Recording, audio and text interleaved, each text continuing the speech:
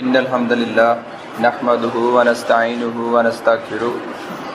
ونؤمن به ونعوذ بالله من شرور أنفسنا ومن سيئات أعمالنا من يهده الله فلا مضل له ومن يضلله فلا هادي له وأشهد أن لا إله إلا الله وحده لا شريك له وأشهد أن محمدا عبده ورسوله اما بعد فاعوذ باللہ من الشیطان الرجیم بسم اللہ الرحمن الرحیم قال اللہ تعالی فی القرآن المجید وَلَقَدْ بَعَثْنَا فِي كُلِّ أُمَّةٍ رَسُولًا أَنِ اعْبُدُوا اللَّهَ وَاجْتَنِبُوا الطَّاغُوتَ فَمِنْهُمْ مَنْ هَدَى اللَّهُ وَمِنْهُمْ مَنْ حَقَّتْ عَلَيْهِ الضَّلَالَةُ فَسِيرُوا فِي الْأَرْضِ فَانظُرُوا كَيْفَ كَانَ عَاقِبَةُ الْمُكَذِّبِينَ۔ مکرم سامعین، یہ اللہ رب العزت کی مقدس کتاب قرآن مجید میں سے آپ کے سامنے سورۃ النحل کی 36 نمبر آیت تلاوت کی گئی ہے۔ سورہ نحل شان نزول کے حوالے سے مکہ میں نازل ہونے والی سورہ ہے، مکہ کے آخری دور میں نازل ہونے والی سورہ۔ اس میں زیادہ خطاب قریش کے ساتھ ہے، اور اس سورت کا مرکزی مضمون مکی صورتوں کی طرح مخاطبین کے ساتھ انذار و تبشیر کا معاملہ ہے۔ تو تلاوت کردہ آیت کے اندر اللہ رب العزت نے انبیاء کی بعثت کے جو مقاصد ہیں ان کا ذکر کیا ہے۔ انبیاء علیہ السلام کیوں بھیجے جاتے رہے تھے؟ ایک تو یہ سامنے آئی بات ان اعبدوا اللہ، اللہ کی بندگی کرو،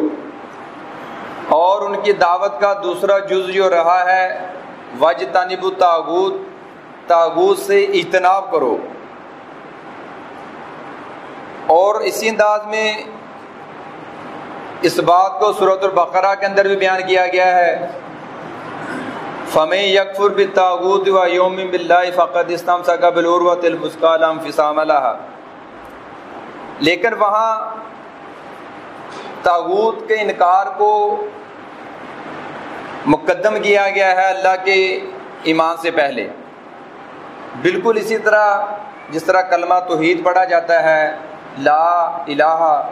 کہ کوئی الہ نہیں ہے، اس کے بعد آتا ہے الا اللہ، یعنی اللہ کی الوہیت سے پہلے مخلوقات کی الوہیت کا انکار لازمی بات ہے۔ تو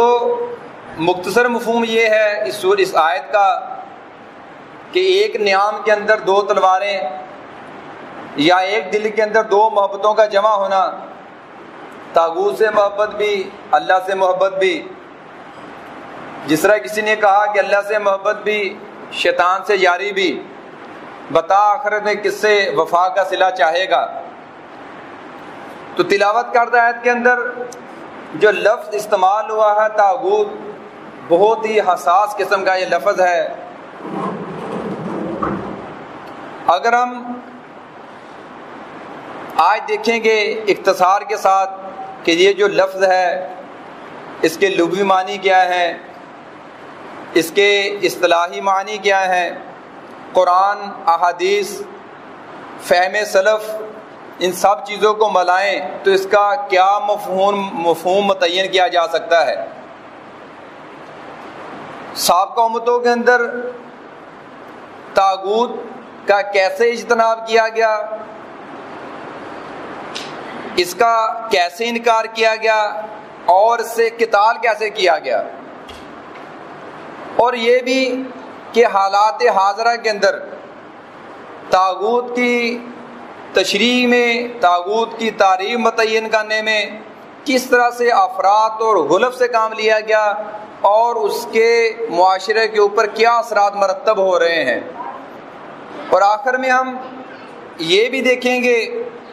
کہ اس افراد اور غلف کے تناظر میں امت وسط کے لیے راہ اعتدال کیا ہے۔ تو لفظ طاغوت کی جو بنیاد ہے وہ دو مادوں کے اوپر ہے، ثلاثی مجرد ناقص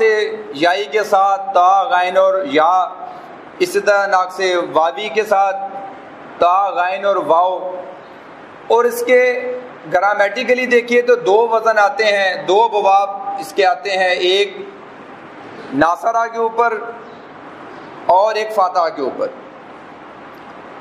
اور پھر اس کے بعد یہ جو تاغا یا تاغو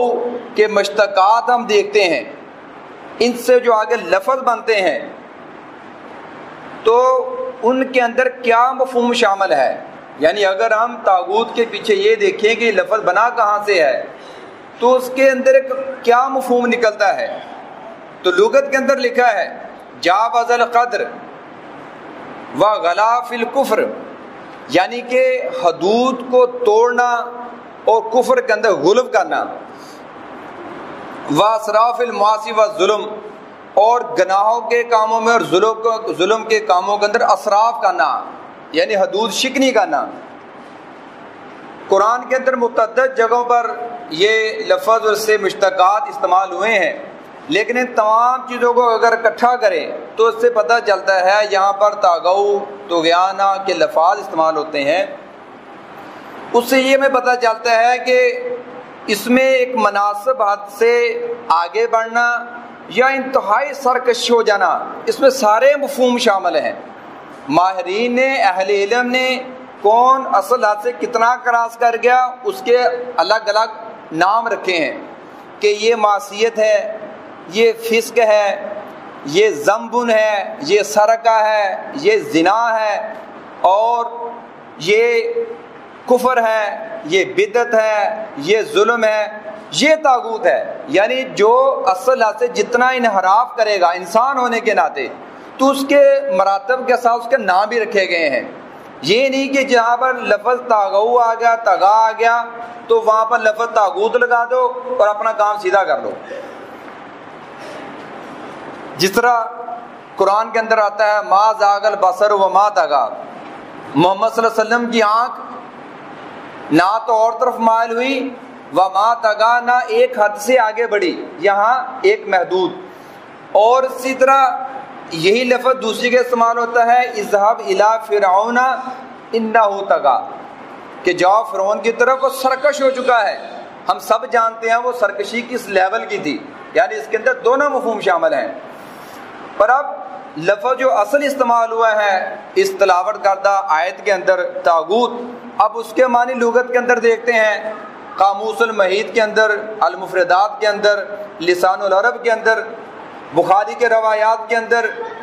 اور اس میں جابر رضی اللہ عنہ، عمر رضی اللہ عنہ اور تابعی مجاہد رحمۃ اللہ علیہ، ان تمام نے جو اس طاغوت کی ڈیفینیشن کی ہے اگر اس کو دیکھتے ہیں تو ہمیں کافی حد تک سمجھنے میں مدد ملے گی کہ طاغوت ہوتا کون ہے، طاغوت کی کون سی ایسی خصوصیات ہوتی ہیں، کون سی ایسی کریکٹرسٹکس اس کی ہوتی ہیں، ہم اس کے بعد کہہ سکتے ہیں کہ ہاں یہ طاغوت ہے۔ اس میں آتا ہے کہ وَالطَّاغُوتُ عِبَارَةٌ عَنْ كُلِّ متعدٍ، ہر وہ چیز جو حد سے بڑھ جائے، حدود شکن۔ پھر آتا ہے کلو معبود من دون اللہ، اللہ کے علاوہ جتنے معبود ہیں وہ بھی طاغوت کے اندر آتے ہیں۔ اور اس کے بعد نام شروع ہو گئے الساحر جادوگر، الکاہن، اور اس کے بعد الشیطان، ان سب کو طاغوت کے زمرے کے اندر لایا جا رہا ہے۔ المارد من الجن، سرکش جن، اور اس کے بعد والصارف عن طریق الخیر طاغوتاً، ہر وہ چیز جو کسی کو خیر کے راستے سے ہٹا دے، طاغوتاً، وہ طاغوت ہے۔ پھر آیا وہ کلی راسی ضلال، جو بھی گناہوں کا، گمراہی کا سرگنا ہے وہ طاغوت ہے۔ پھر ایک جگہ آتا ہے وکیل مردۃ اہل الکتاب طاغوتا، اہل کتاب کے جو سرکش سردار تھے وہ بھی طاغوت تھے۔ تو آپ دیکھیں اس تمام لغوی مباحث سے جو چیز ایک کامن نظر آتی ہے کہ طاغوت کس کو کہا جا سکتا ہے، تو اس سے پتہ چلتا ہے کہ یہ لفظ جس کے لیے بولا گیا ہے وہ کفر سے کچھ اگلی سٹیج ہے، وہ کافروں کی جس کے ہاتھ میں لیڈرشپ ہے، یہ الفاظ اس کے لیے استعمال ہو رہے ہیں۔ اس کی خوبی یہ ہے، اس کی پہچان یہ ہے کہ وہ حق کو پہچانتا ہے اور جان بوجھ کر انٹینشنلی ارادتاً وہ یہ مخالفت کر رہا ہے اور بطور سرکشی یہ سارا کام کرتا ہے، اپنے مذموم مقاصد کے لیے لوگوں کا اپنا ہمنوا بناتا ہے، پیغمبر اور اسلام کی خم ٹھونک کر مخالفت کرتا ہے۔ یعنی یہ کوئی ڈھکی چھپی چیز نہیں ہوتی، نمایاں ہوتی ہے، سامنے اس کا مورچہ نظر آتا ہے۔ یہ پیغمبر کی دعوت ہے، یہ مخالفت کرنے والے انداز الگ الگ ہیں، وہ مخالفت کرنے والا زمام کار کا مالک ہو یا مذہبی پنڈت ہو یا رعایا میں سے ہو کوئی اہل علم، لیکن وہ ڈھکا چھپا نہیں ہوتا۔ اور یہ بھی یاد رکھیں کہ لفظ الطاغوت الشیطان یہ دونوں مترادف بھی استعمال ہوئے سورہ نساء کی آیات کے اندر، کیا طاغوت الشیطان، یہ قریب قریب چیزیں ہیں۔